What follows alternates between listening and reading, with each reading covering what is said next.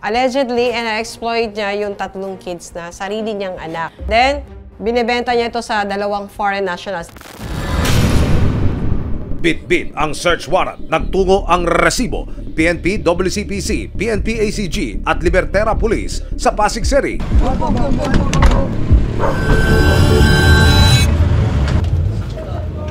Ginagawa ngayon is implement yung search warrant na ginagamit niya para ma-exploit yung mga bata. Lahat ng mga gadgets na kailangan. Nang pasukin ng bahay, katabi ni Marjorie ang 5 taong gulang niyang anak. Bakit dire-diretso naman yun? May search warrant po kami. Search warrant. Approve po ng judge. Sino po yung hinahanap? Sige po, check mo po. Para makumpirma ang mga alegasyon laban kay Marjorie, hinalugog ng mga operatiba ang mga gadgets sa bahay. Ina na dating biktima raw ng online sexual exploitation sa kamay ng dayuhang karelasyon para may pagkakakitaan, ginagamit na ngayon ang sariling mga anak edad 15, 11 at 5 taong gulang sa malaswang kalakaran.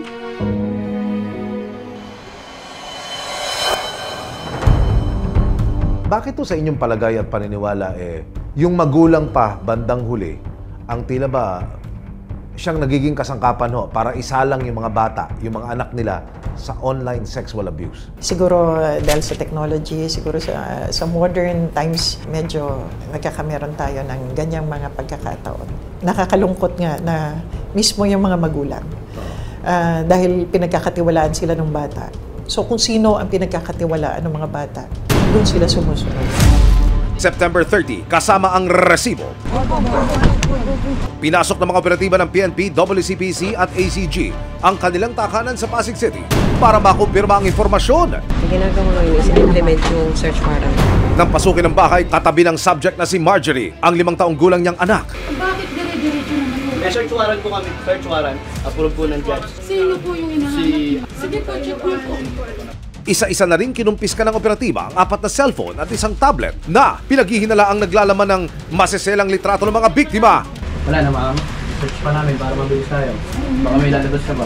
Hindi. May lalabas ka ba ng cellphone? Wala na. Papasearch ko na ulit doon.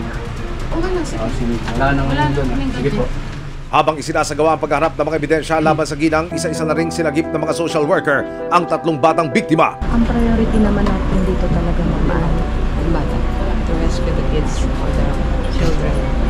At yung mga gadgets is as an evidence for the prosecution. Pero ang mga anak ni Mrs. tahimik at tila naguguluhan pa sa mga nangyayari. Nagulat din ang ginang sa pagkuha ng mga social worker sa kanyang 3 anak. Kasi yung mali po. Saan po? Yan po. I-assist po ng social worker. Ilang oras pa lumipas, hindi pa rin nakikitaan ng ebidensya ng mga pulis ang subject. Continuous pa rin. So wala pa. Sigurado naman na may makuha tayo dahil alam naman natin na hindi basta-basta sila nagpupura. Pero, nang buting tingina ng mga pulis ang laman ng 1 tablet, tila natigilan ng mga operatiba.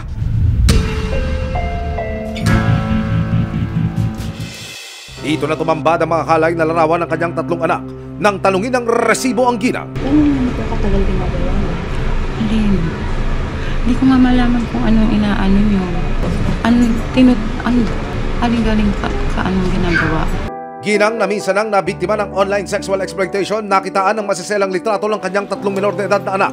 Dahil sa matibay ng mga ebidensyang natagpuan ng mga operatiba sa kanyang tablet, nakaharap si Marjorie, hindi niya tunay na pangalan, sa kasong paglabag sa RA 11930 o Anti-Online Sexual Abuse or Exploitation of Children Act.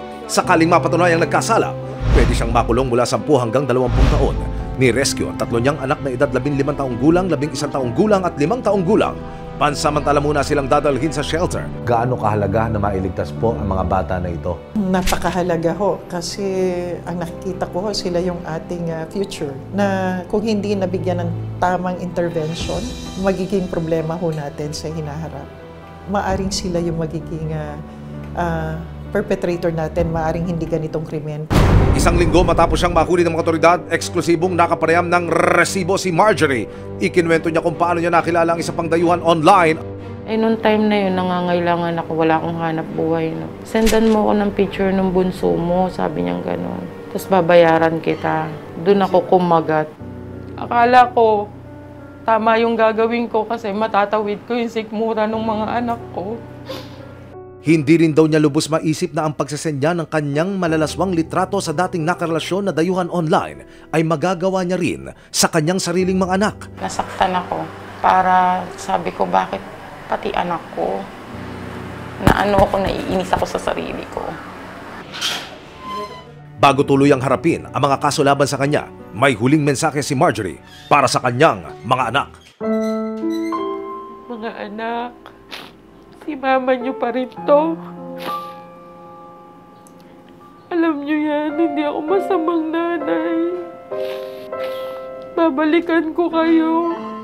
Sana, ikip niyo lang ako sa puso niyo. Ako pa rin yung mama niyo. Hindi ako masamang tao. Nagkasala ako. Babalikan ko kayo, mga anak. Mabubuo tayo.